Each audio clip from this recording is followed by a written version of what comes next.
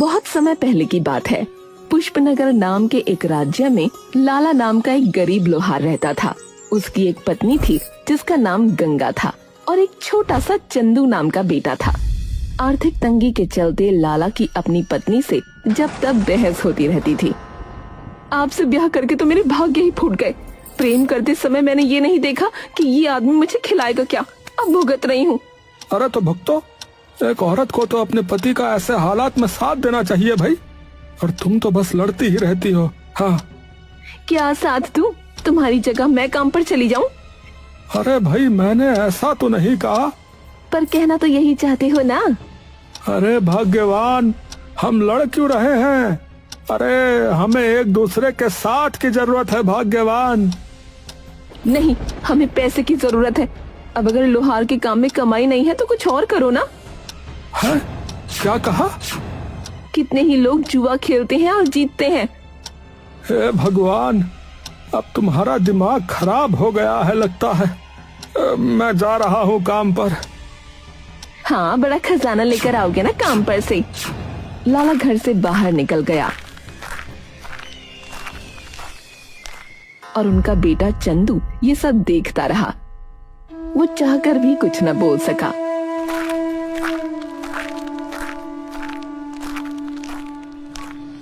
उधर लाला ने चौक पर पहुंचकर अपनी छोटी सी दुकान जमाई।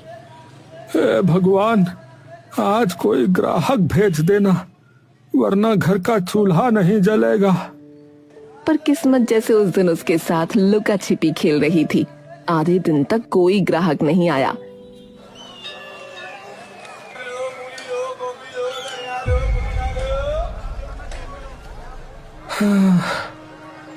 लगता है भगवान भी रूठ गया है मुझसे। क्या करूं अब? तभी दूर से एक आदमी चलता हुआ आया। आइए आइए हुजूर, क्या बनवाना है? दराती, कुल्हाड़ी, चाकू सब चमका दूंगा लोहे की तरह। अरे नहीं नहीं भाई, मुझे तो बस जो है गप लड़ानी थी। अरे गप लड़ाने के लिए मैं दुकान नहीं लगाता हूँ। हाँ, अरे जाओ यहाँ से। सूरज ढलने लगा था। शाम हो चुकी थी और एक भी काम हाथ नहीं आया। थके हुए कदमों से उसने औजार समेटे और घर की ओर चल पड़ा। रास्ते में ही उसका दोस्त गगन मिला। गगन ने जैसे ही उसके चेहरे की उदासी देखी, तुरंत हाथ पकड़ लिया।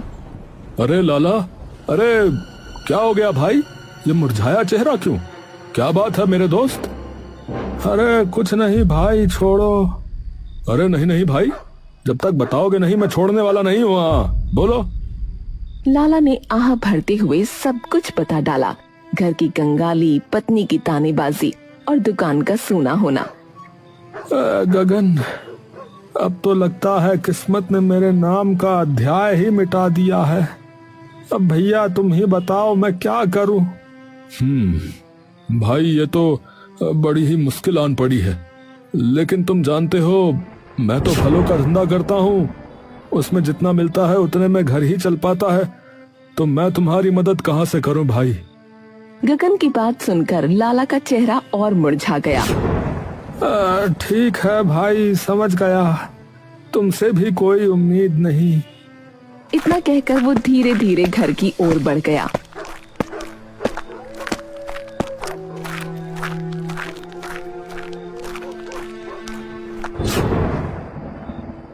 घर पहुंचा तो देखा उसकी पड़ोसन माला उसकी पत्नी गंगा के साथ बैठी है और ठहाके लगा रही है। गंगा आंखें बड़ी करके उसकी बातें सुन रही थी। अरे बहन, हमारे घर में तो आजकल हर चीज भर भर कर आती है। सोने के जेवरात, रेशमी साड़ियाँ। मेरा पति है ही इतना कामयाब, दिन दूना रात चौगुना कमाता है। माला की बातें गंगा के दिल में खंजर बनकर उतर रही थीं। तभी लाला घर में दाखिल हुआ। माला ने उसकी तरफ देखकर बस मुस्कुराया और चली गई।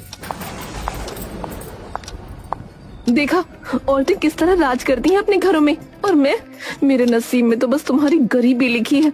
बाकी पतियों को देखो और तुमको देखो, लोहार से शादी करके जिंदगी लोहा हो गई है। गंगा, दिन भर की थकान लेकर आया हूँ, अब और मत कोस। मत कोसूं तो क्या मालाएं पहनाऊं तुम्हें? सच कहती हूँ लाला, तुम किसी काम के नहीं। अगर दूसरों की तरह मेहनत कर पाते तो आज मैं भी माला जैसी अमीर होती। इतने में छोटा चंदू जो कोने में बैठा सब सुन रहा था, दौड़ कर आया और माँ का आंचल पकड़ लिया। माँ, क्यों लड़ती हो?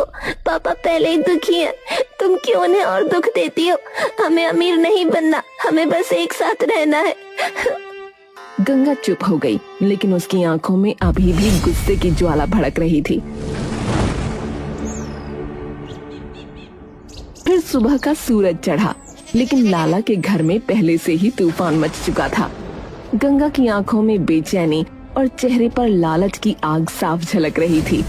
उसने जैसे ही लाला को देखा, तुरंत ताने और नए सपनों की बौछार कर दी। लाला, कब तक यूं ही रोटी के लिए तरसते रहोगे? अब और बर्दाश्त नहीं होता। औरों के घरों में चांदी बरस रही है और हमारे हिस्से में बस आंसू। कुछ ऐसा करो कि हमें भी दौलत मिल जाए। अरे गंगा, कल भी कहा था, अरे आज भी कह रहा हूँ, गलत रास्तों से सुख कभी नहीं मिलता, कभी नहीं मिलता। अरे मेहनत करो, ईमानदारी रखो, यही इंसान की असली ताकत है। ईमान से पेट भरता है क्या? अगर ईमान से ही सब कुछ होता तो आज हम मिट्टी में क्यों सड़ रहे होते? नहीं लाला, तुम्हें अब कुछ बड़ा करना होगा, चाहे सही हो या गलत, मुझे नहीं फर्क पड़ता। लाला ने गंगा की बातें सुनी, लेकिन मन जैसे टूटने लगा। उसकी आंखों में आंसू थे, पर गुस्से की चमक भी थी। अरे बस गंगा, बस, अब और मत कहो। तुम्हारी ये लालच भरी बातें मेरे कानों में जहर घोल रही हैं। मैं अब और नहीं सुन सकता। हाँ। वो गुस्से में घर के बाहर निकल गया। गंगा और चंदू उसके पीछे पीछे भागे। पापा मत जाइए, मत जाइए, माँ तो गुस्से में है। आप तो समझदार है ना, मत छोड़कर जाइए। पापा सुनो, कहाँ जा रहे हो? ऐसे मत जाओ, वापस आ जाओ। लेकिन लाला ने किसी की न सुनी। उसकी आंखें आंसुओं से भरी थीं और कदम गुस्से से भारी। वो चला गया। सुबह बीतकर दोपहर हो गई। गंगा का दिल अब डर से कांप रहा था। उसका गुस्सा फुर्र हो चुका था और आंखों में बेचैनी थी। तभी अचानक लाला दौड़ता हुआ घर में दाखिल हुआ। उसका चेहरा पीला पड़ा था, सांसें फूल रही थीं। अरे ये क्या हाल बना रखा है? ऐसे क्यों कांप रहे हो?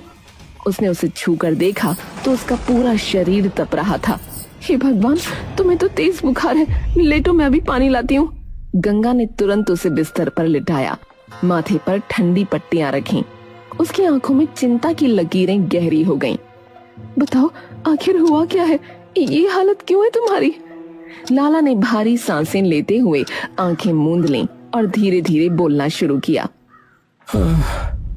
मैं जंगल की ओर चला गया था। शायद मन की आग शांत हो जाएगी, यही सोच के तभी मेरी नजर जो है एक अजीब सी गुफा पे पड़ी।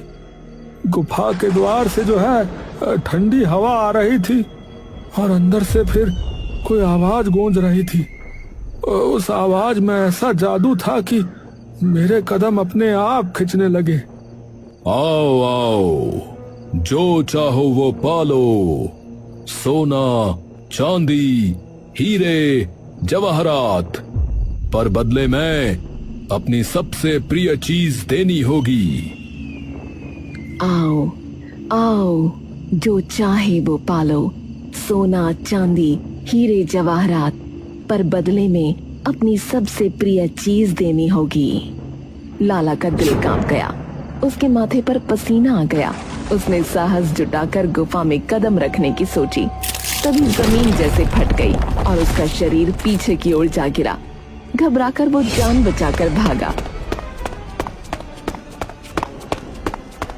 और किसी तरह घर पहुंचा। क्या ये सच है? एक ऐसी गुफा जहाँ जो चाहो मिल सकता है? लाला, तुम मूर्ख हो, इतना बड़ा मौका छोड़ा है। ये तो हमारी गरीबी से निकलने का रास्ता था। गंगा, ये गुफा कोई वरदान नहीं है, बल्कि अभिशाप है, अभिशाप। ये माया है, अरे छलावा है। जिसने भी लालच में कदम रखा शायद कभी वापस ना आया। नहीं, ये तुम्हारा डर है। अगर तुम में हिम्मत नहीं तो मैं जाऊंगी। उस गुफा से सोना चांदी लाकर दिखाऊंगी। गंगा, लालच बहुत बुरी बला है। तुम मेरी पत्नी हो। अरे अरे मैं तुम्हें ऐसी मूर्खता नहीं करने दूंगा। हाँ, मूर्खता? गरीब रहना ही सबसे बड़ी मूर्खता है लाला। लोग हमारी हंसी उड़ाते हैं, हमारा बच्चा भूखा सोता है। लाला ने उसे रोकने की कोशिश की, पर गंगा की आंखों में अब केवल दौलत की चमक थी। अरे गंगा, समझो ये वही रास्ता है जो इंसान को खाई में ले जाता है। अरे वो सुख पाने का नहीं, सब कुछ खोने का रास्ता है, बता रहा हूँ। नहीं, मैं तो जाऊंगी, चाहे जो हो जाए। इतना कहकर उसने लाला का हाथ खींचा और जबरदस्ती उसे उठाकर दरवाजे की ओर ले चली। माँ, पापा को मत ले जाओ, मत जाओ उस गुफा में, मत जाओ। लेकिन गंगा पर अब लालच का भूत सवार था। उसने चंदू को झटक कर पीछे किया और लाला को खींचते हुए घर से बाहर निकल पड़ी। चंदू भी उसके पीछे भागा। माँ, पापा को कहाँ ले जा रही हो? मत जाओ। गांव वाले ये तमाशा देख रहे थे। कोई फुसफुसा रहा था। अरे लगता है गंगा फिर कोई पागलपन करने जा रही है भैया। हाँ, लाला तो बेचारा भोला है, पर ये औरत उसे एक दिन बर्बाद करके रख देगी, बता रहा हूं।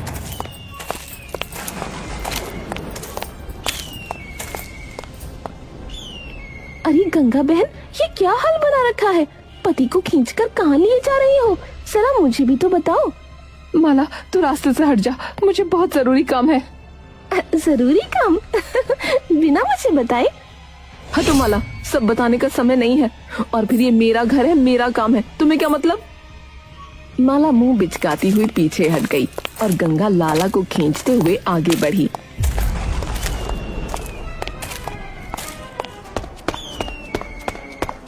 चंदू हाँफते हाँफते उनके पीछे पीछे दौड़ता रहा।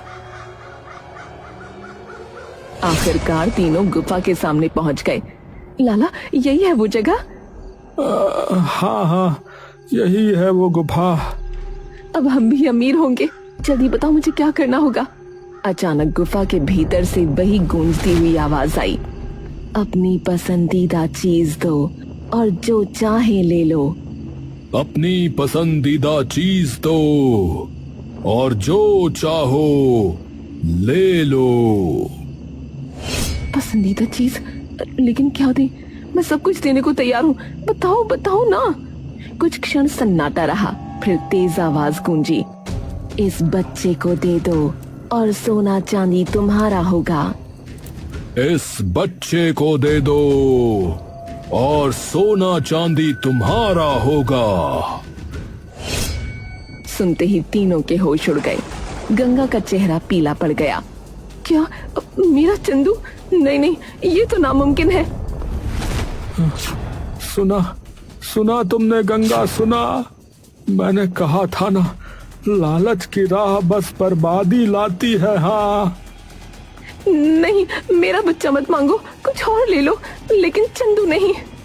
अगर नहीं दोगी तो इस राज्य पर प्रलय टूटेगी, तूफान आएगा, बर्बादी होगी।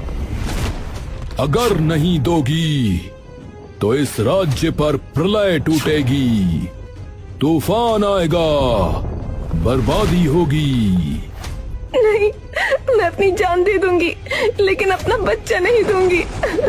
हे भगवान, मैंने गलती की, बहुत बड़ी गलती। अरे अरे, अब समझी लालच कैसी बला है, समझी? माफ कर दो लाला, मैंने तुम्हें और अपने बच्चे को मुश्किल में फंसा दिया। कृपा करके हमें यहाँ से बचा लो। लाला ने गहरी सांस ली और हंसते हुए बोला, ठीक है गंगा, जाओ, तुम्हें माफ किया, अब डरने की जरूरत नहीं है। हाँ।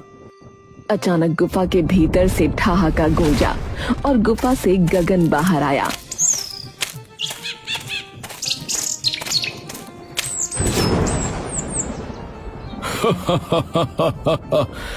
कैसा लगा नाटक? अरे ये सब मेरी योजना थी। हाँ, जब लाला मेरे पास आया तो तुम्हारे लालच की बात बताई, तो मैंने ये छलावा रचा, हाँ, ताकि तुम्हें सबक मिल सके। हाँ, तुम दोनों ने मेरे साथ छल किया, बहुत बुरे हो, लेकिन सच्चाई यही है कि तुमने मुझे ही सबक सिखा दिया। अब समझ आ गया, लालच इंसान का सबसे बड़ा दुश्मन है। सब थोड़ी राहत की सांस ले ही रहे थे कि तभी अचानक पास के एक पुराने पीपल के पेड़ से भारी आवाज गूंजी। मुझे बाहर निकालो, वरना पूरा राज्य समाप्त हो जाएगा। वो चारों घबरा गए, चारों ओर देखा लेकिन कोई दिखाई नहीं दिया। कौन हो तुम भाई? मैं राजा मनोज हूँ, इस पेड़ के भीतर कैद हूँ, मुझे मुक्त करो। क्या हमारे राजा? ये कैसे संभव है? ये कोई छल है। हाँ, मैं राजा हूँ, अगर मुझे नहीं निकाला तो सबका नाश हो जाएगा। अरे भैया, अब और इंतजार नहीं होगा, ये आवाज झूठी नहीं हो सकती। मैं अपने महाराज को अवश्य मुक्त करूंगा भैया। नहीं रुको, ये सब छलावा भी तो हो सकता है। जंगल में माया की कमी नहीं, कहीं कोई और जाल ना हो। अरे नहीं गंगा, मेरा दिल कह रहा है कि यह आवाज जो है सच्ची है, ये कोई धोखा नहीं है, हमें कदम उठाना ही होगा। हाँ। लाला बिना देर किए गांव की ओर भागा।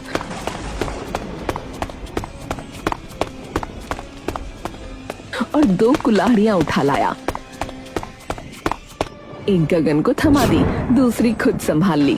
दोनों ने मिलकर उस विशाल पीपल के पेड़ पर वार शुरू कर दिया। कुल्हाड़ियों के ठक ठक ठक की आवाज पूरे जंगल में गूंजने लगी। माँ, ये लोग सच में राजा को निकाल पाएंगे?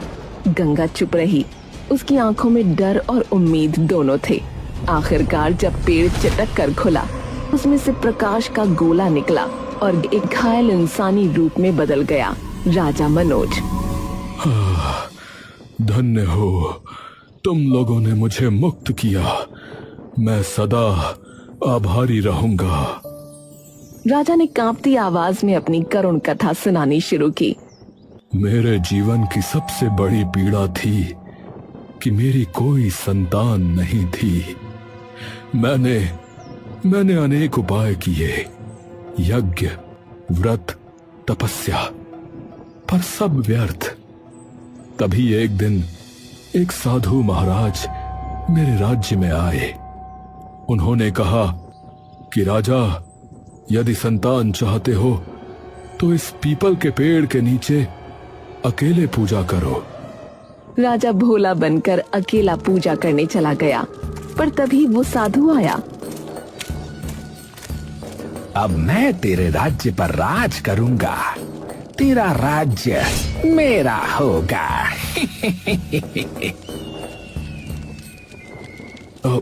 परंतु क्यों?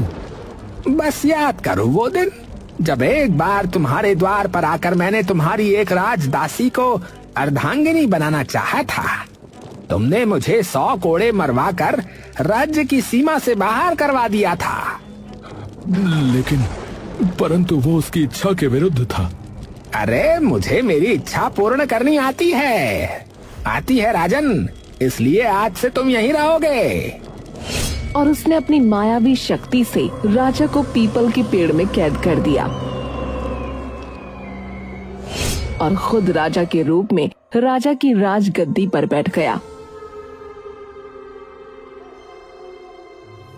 अगर ये सच है तो देर किस बात की? चलो उस ढोंगी साधु को बेनकाब करते हैं। सब मिलकर महल पहुंचे।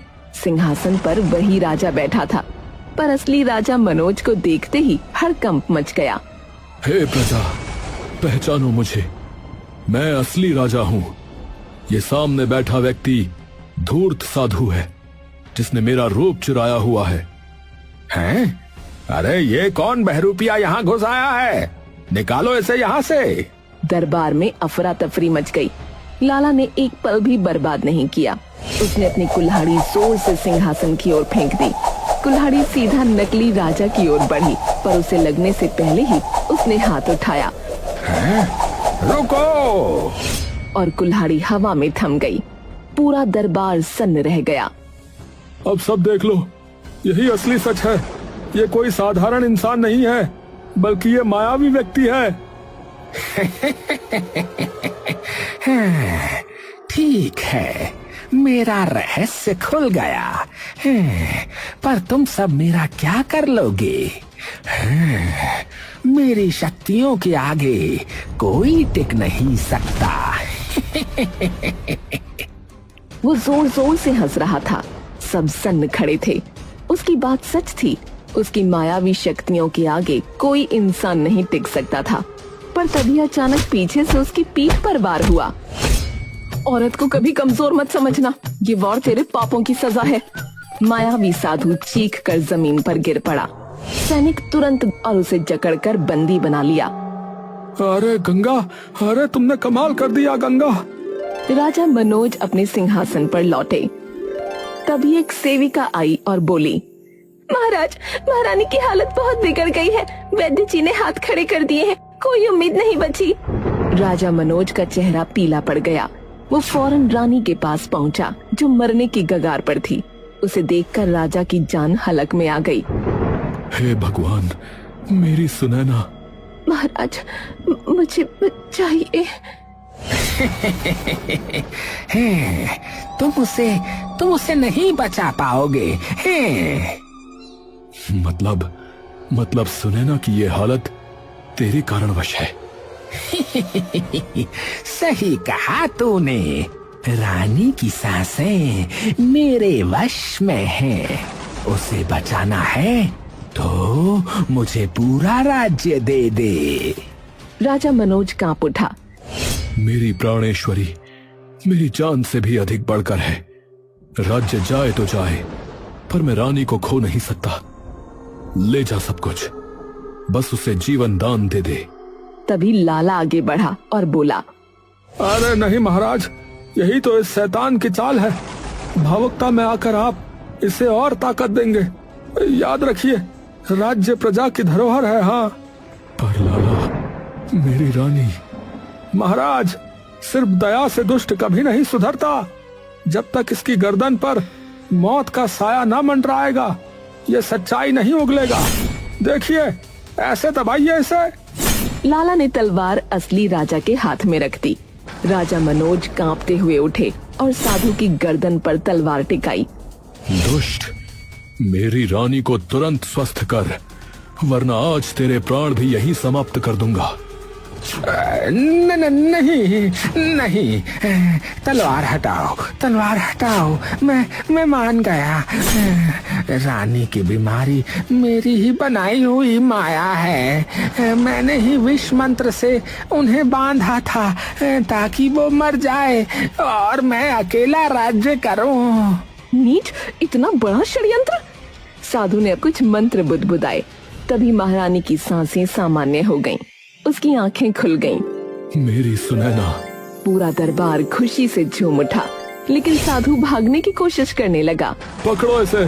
सैनिकों ने उसे दबोच लिया। तेरे जैसे को जीने का हक नहीं, पर राजधर्म कहता है कि तुझे कानून का सामना करना होगा। सैनिकों ने उसकी आंखों पर पट्टी बांध दी, मुंह पर कपड़ा ठूंस दिया और उसे कारागार में डाल दिया गया। राजा मनोज ने सबके सामने लाला, गगन और गंगा का हाथ थामा। आज न केवल मेरी रानी बची है, बल्कि मेरा राज्य भी। तुम तीनों मेरे सच्चे रक्षक हो। उन्होंने इनाम में उन्हें धन, भूमि और मान सम्मान से नवाजा। आज मैंने समझा कि मोह और लालच इंसान को कितना अंधा बना देता है। असली शक्ति सच्चाई और साहस में है। और इस तरह विजय का नगाड़ा गूंज उठा। प्रजा झूम उठी। लालच और माया हार गई और सत्य व प्रेम की जीत हुई।